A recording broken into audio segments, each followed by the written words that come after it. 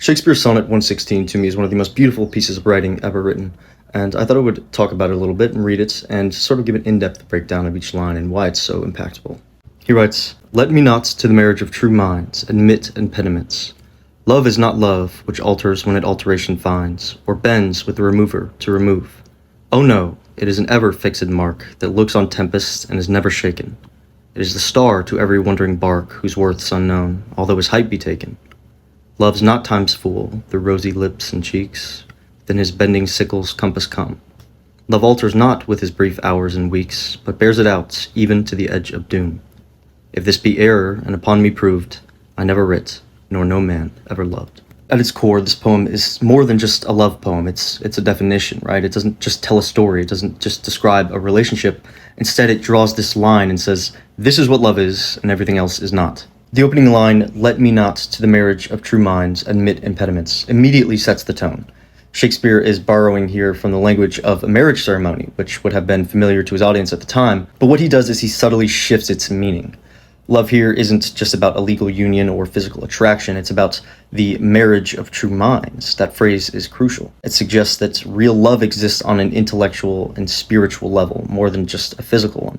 Right away, he begins defining love through negation. Love is not love which alters when it alteration finds. In other words, if something changes under pressure, it was never love to begin with. Now, what follows this is a series of powerful metaphors that essentially elaborate love beyond something that is human. Love becomes an ever-fixed mark that looks on tempests and is never shaken.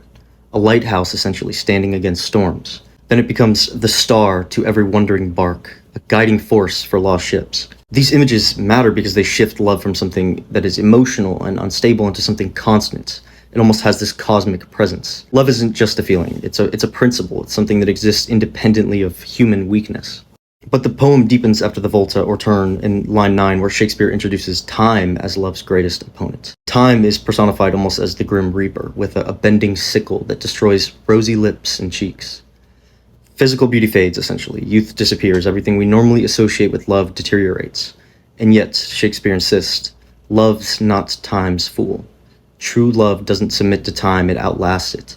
Even when everything external changes, real love still remains untouched. What's especially striking to me is how absolute the claims are. He uses hyperbolic language, bears it out even to the edge of doom, suggesting that love endures until the end of the world itself, really.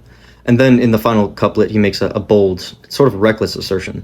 "If this be error, upon me proved, I never writ, nor no man ever loved." Now, this isn't just confidence, it's challenge. He ties the truth of his entire body of work and even the existence of love itself to the accuracy of this definition. So what makes this sonnet so powerful is its certainty. In a world where love is so often portrayed as, fragile or emotional or fleeting, Shakespeare does the complete opposite, right? He strips it down, removes everything temporary, and leaves behind something unshakable. Love, then, in this sonnet is not passion or infatuation or not even romance in the conventional sense. It's constancy. It is the refusal to change even when everything else does. And that, to me, raises the question that the sonnet leaves me with, which is, if love is truly this unchanging, this absolute thing, how often do we actually experience it?